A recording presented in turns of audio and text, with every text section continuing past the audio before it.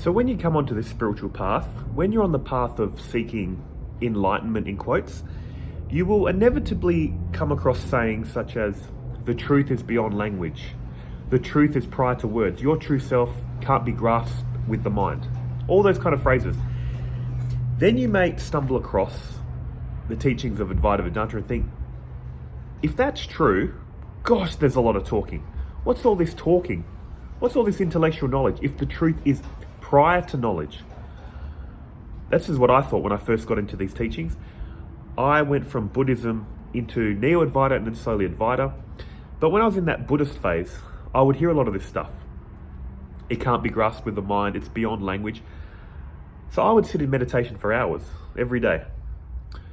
One reason I did that was because of the benefits it gave me for lucid dreaming. The more meditation you do, the more focused in the moment you are, which triggers more lucid dreams. So that was one reason. Focus, making me more mindful, which triggers lucid dreams. And also I was hearing things like, it can't be grasped with the mind anyway. So all this talking, what's the point? But then Advaita Vedanta, from their point of view, makes a good point. What they're basically saying is, we have ignorant knowledge, which leads to ignorant feelings about the world. Ignorance is in the mind. So what is the solution to ignorance? Knowledge. Enlightenment, according to Advaita Vedanta, is a path from ignorance to knowledge.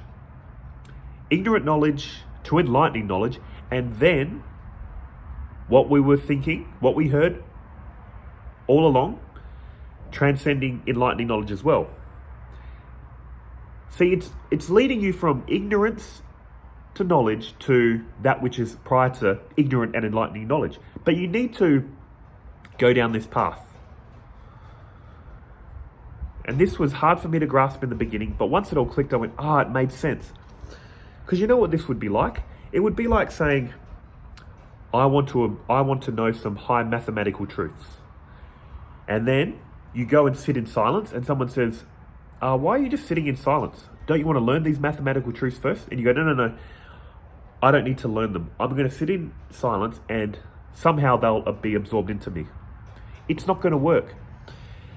This is why Advaita Vedanta meditation is usually done at the end. For this reason. Because it follows 3 stages. Shravana, Manana, and Nididhyasana. Shravana is coming to these teachings with an open mind, hearing what they have to say. Much like you would study anything. Go to university, you come with an open mind, don't you? You're here to study a subject. And you're listening from the teacher. The teacher is like the guru in Advaita Vedanta. You're here to hear what they have to say. Once you get a feel of what they're saying, once you get the framework of what they're trying to tell you, then you go into Manana, which is asking all the questions. What about this? What about that? What about in deep sleep? Is consciousness in deep sleep? What happens after death? Ask all the questions you need. Once you're intellectually convinced, once your knowledge has gone from ignorant knowledge about reality to enlightening knowledge, once it's all, you've heard it, you've asked all the questions you need and you're intellectually convinced, that's where Nididhyasana comes in. And that's where Advaita Vedanta meditation comes in. There's 2 ways you can use the word meditation. The first way is how we normally think about it, sitting in silence, focusing on the breath, focusing on the feeling of existence. This is really good. It's training your mind to go from constantly thinking to being anchored in the moment, to be mindful.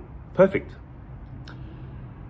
But in Advaita Vedanta, they say this isn't going to give you enlightening knowledge.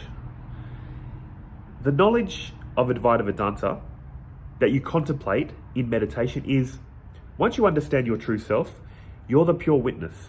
You're that which knows this body, mind, and world, but can itself not be known. That's what you're going to sit in meditation. The realization of your true self, that's what you're going to sit and contemplate. I won't get too detailed with how to do that in this video, but basically what they're saying is the meditation you do in Advaita Vedanta is that type of meditation where you're contemplating something.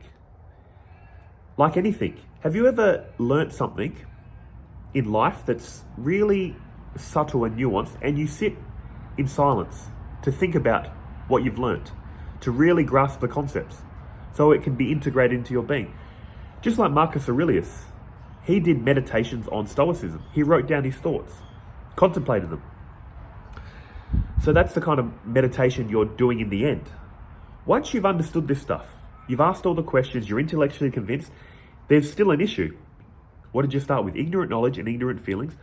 Once you've listened to the teachings, intellectually understood them, you go from enlightening knowledge, ignorant feelings. To make yourself feel the teachings that you know intellectually takes Nididhyasana, which is absorbing these teachings into your very being. And then you feel, you know, you understand oneness and you feel it. And then it all lines up. What stage am I in? Nididhyasana. For many years, I've heard these teachings. I've asked all the questions. I'm convinced. I'm in the stage of Nididhyasana now. Realigning what I know intellectually with how I'm feeling. This takes the rest of your life. And don't think you're going to be miserable for the rest of your life. Each and every day, from my personal experience, I'm feeling more peace, joy, happiness, as this feeling of what I know to be true is slowly realigning. This is Nididhyasana. And this is why you need to keep this stuff on your mind constantly. This is why these videos are a Nididhyasana for me. That's why I'm constantly talking about it. Because you need to absorb your mind in this knowledge for an extended period of time. And then meditation is so much easier. Once you've heard all this knowledge of there is the one appearing as many, once you realize free will is an illusion, once you realize when you set in meditation, focus on the feeling of existence, the feeling I am, and intuit that your true self is that which knows this feeling of existence, all this kind of stuff that you learn, meditation is so much easier. You can just sit in silence and not think anymore because there's nothing to think about. What's there to think about? You've answered all your questions. You've seen through the illusion of free will. Most of the stuff we think about is the world, isn't it? When you stop focusing on the world and turning that attention inwards, again, your mind's going to go silent. So basically, from Advaita Vedanta's point of view, this is the path of knowledge. You go from ignorant knowledge to enlightening knowledge. And everything you've heard prior to these teachings about the truth is beyond language, it can't be grasped with the mind, it's true.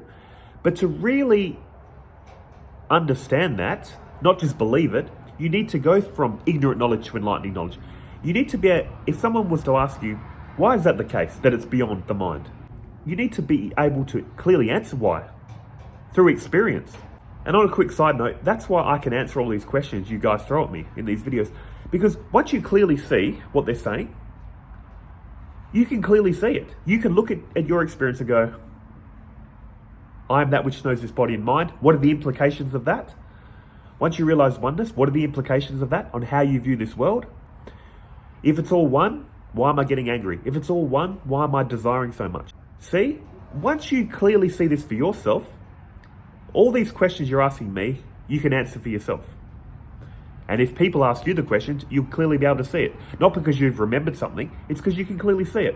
Once you clearly see what they're pointing at, this whole reality falls into place. It's so clear. And then once you realize it in you, you realize it in everyone. Once you realize your true self, you realize it's the true self of all. Once you realize how your mind generates suffering, because it thinks it's separate and acts like it's separate, and you clearly see it's not separate, you go, oh, why am I going to engage in behavior that keeps irritating my inner peace? And when you see others in suffering, you go, oh, I can see what they're doing. They're just seeing reality wrong. And that's where all this love, understanding, and compassion comes in. Because you clearly see it. They're just not seeing reality correctly. So you're just trying to help them in any way you can. You don't have to give them a non-dual Advaita Vedanta lecture. I've tried that. It doesn't work. But just operating from the root of love, realizing they're in suffering because they're not seeing reality correctly. So be an instrument for this knowledge. Be an instrument of love, understanding, and compassion, and hopefully it'll help them on their journey to all this knowledge too. So that's all really Advaita Vedanta is saying, guys. From the Advaita Vedanta point of view, you're suffering, we're all suffering because we have ignorant knowledge about the world. We're not seeing reality correctly. So they're trying to replace ignorant knowledge with enlightening knowledge, but then ultimately realize your true self, correct, is beyond knowledge, prior to knowledge. It can't be grasped with the mind. But the best you can do with this mind is make it more in alignment with truth. Once it is intellectually convinced and sees truth and feels truth through constantly referring back to this knowledge, so what you feel and what you know is in alignment, your true self, you realize, has always been safe, is prior to time and space, isn't coming and going, was never born, all that kind of good stuff. You realize that about your true self. But this person that you thought you were and continues is going to have a happy, peaceful life because it's viewing life through enlightening knowledge. See how it all lines up? You don't want to leave anything behind, which is an issue I found with Neo-Advaita. They speak truth. There's no one here. There's nothing to do. The truth is prior to language. This is all true, by the way. But here's the thing. Good for your true self. But what about this person? This person still needs to live a life. So you need to make this person happy and in alignment with truth. There's no point spiritually bypassing. So to sum up, what is Advaita Vedanta basically trying to do? Use this body and mind person you think you are as an instrument to realize your true self. And once you realize your true self, keep referring back to that knowledge to align this body and mind person you thought you were in alignment with that truth.